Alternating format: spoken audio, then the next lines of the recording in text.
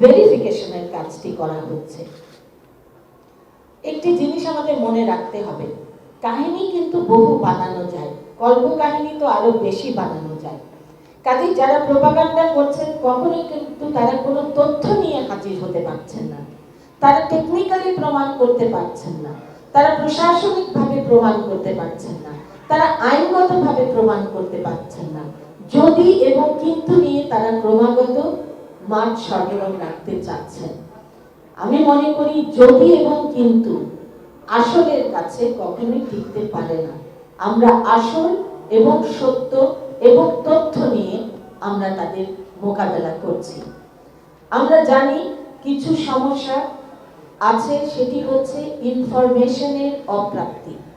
যখন আমরা আমাদের গ্রাহকগণ রিটেইলারের কাছে যাচ্ছেন বা কাস্টমার কেয়ার সেন্টারে যাচ্ছেন, সেখানে কিন্তু অনেক ক্ষেত্রেই দেখা যাচ্ছে যে ইনফরমেশনগুলো তারা যথাযথভাবে পাচ্ছেন না।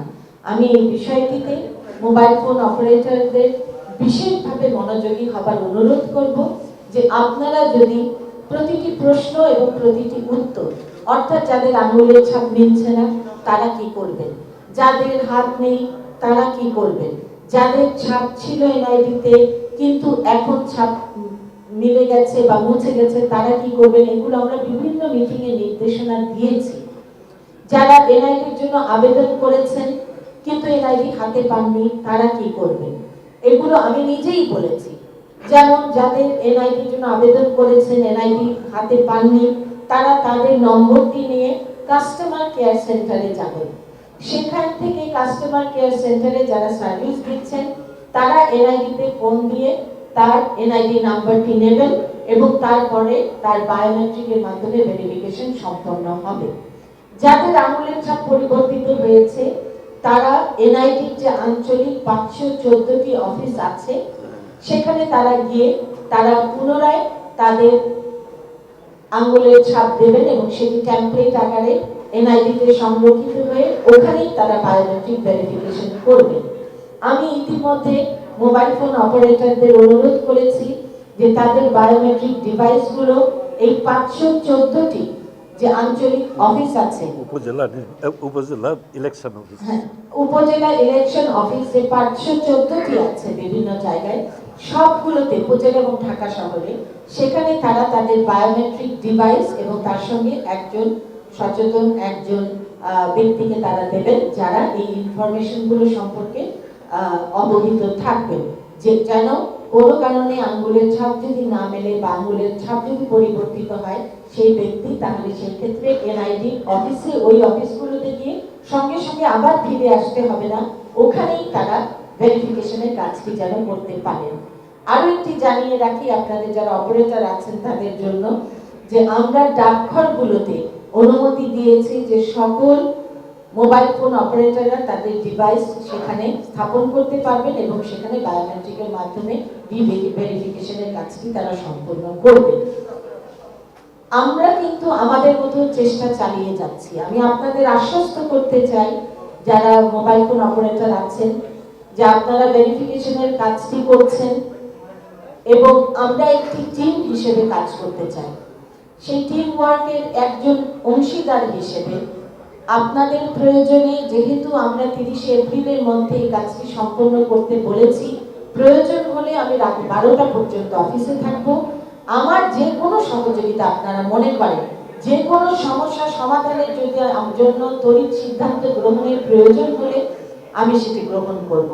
আপনারা শুধু আমাকে জানাবেন, আমি অতিরিক্ত সময় অফিস করব, কারণ আমাদের এই কাজটিকে আমরা একটি আন্দোলন হিসেবে গ্রহণ করেছি এবং আমি মনে করি যখন আমরা সুষ্ঠুভাবে সম্পন্ন করতে পারব সকল সন্দেহ তখন দূর হয়ে যাবে এবং অপপ্রচার কারা চালাচ্ছেন জাতির কাছে সেটিও পরিষ্কার হবে। যারা অবৈধ ভিআইপি করেন, চাঁদাবাজি করেন, সন্ত্রাসী কর্মকাণ্ডে লিপ্ত, যারা জঙ্গি অর্থায়ন করেন, কারণ আপনারা জানেন যে ইতিমধ্যে কিন্তু আমাদের যে অনলাইন ব্যাংকিং যে আছে তারা কিন্তু একটি মিটিং করেছেন এবং বলেছেন যে বায়োমেট্রিক পদ্ধতিতে সিম রিড ভেরিফিকেশন হলে এই অর্থ লেনদেনের মাধ্যমে সংগঠিত মানব পাচার, মাদক ব্যবসা এগুলো এবং জঙ্গি অর্থায়ন কমে যাবে এবং তারাও অনেকটা সিকিউর বোধ করবে। কাজে আমাদের এটার মাধ্যমে কিন্তু অনেকগুলো পরিবর্তন এবং শুভ পরিবর্তন সূচিত হচ্ছে, যা এখন আপনারা বুঝতে পারছেন না, আমরা কমপ্লিট করলে কাজটি বুঝতে পারবেন।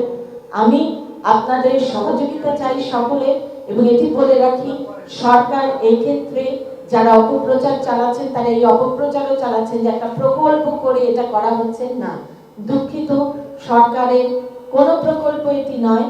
এখানে সরকার কোনো রকম অর্থ ব্যয় করেনি, কারণ আমরা বলেছি যেহেতু রিটেলারদের অনিয়মের কারণে এটি হয়েছে, কাজে এটি ঠিক করার দায়িত্ব যারা মোবাইল ফোন অপারেটর আছেন তাদেরই নিতে হবে, এবং তারাই গ্রহণ করেছেন। তারা ব্যাপক অর্থ দিয়ে তারা কিন্তু বায়োমেট্রিক ডিভাইসগুলো ক্রয় করেছেন জনগণের স্বার্থ সংরক্ষণের জন্য, জনগণের জন্য তারা সরকারকে সহযোগিতা করছেন। আমি মনে করি এই টিম ওয়ার্কটি তখনই সফল হবে যখন একটি আস্থার জায়গা তৈরি হবে সরকার, মোবাইল ফোন অপারেটর এবং জনগণের মধ্যে। ত্রিভুজ সম্পর্কটির উপর আপনারা খুব জোর দেবেন, কারণ আপনারা আমাদের উন্নয়ন অংশীদার এবং আমরাও আপনাদের জন্য আমাদের বৈধ সকল প্রকার কাজের জন্য আমরা সহযোগিতার হাত প্রসারিত করেছি। তো সুন্দরভাবে গড়ে তুলব এবং আস্থার সম্পর্কটি তৈরি হবে, এবং যখন এই কাজটি শেষ হবে আমার বিশ্বাস জনগণ বুঝতে পারবেন যে একটি ভালো কাজ, সরকার অনেক ভালো কাজের মধ্যে এই একটি ভালো কাজ তাদের নিরাপদ করবার জন্য করে গেছেন। কাজে আমাদের সহযোগিতা করুন, এবং আপনাদের আজকের এই উদ্যোগকে আমি নিজেরাই সোচ্চার হয়ে উঠবেন। আপনারা ভালো থাকবেন এবং আপনাদের সকলকে ধন্যবাদ।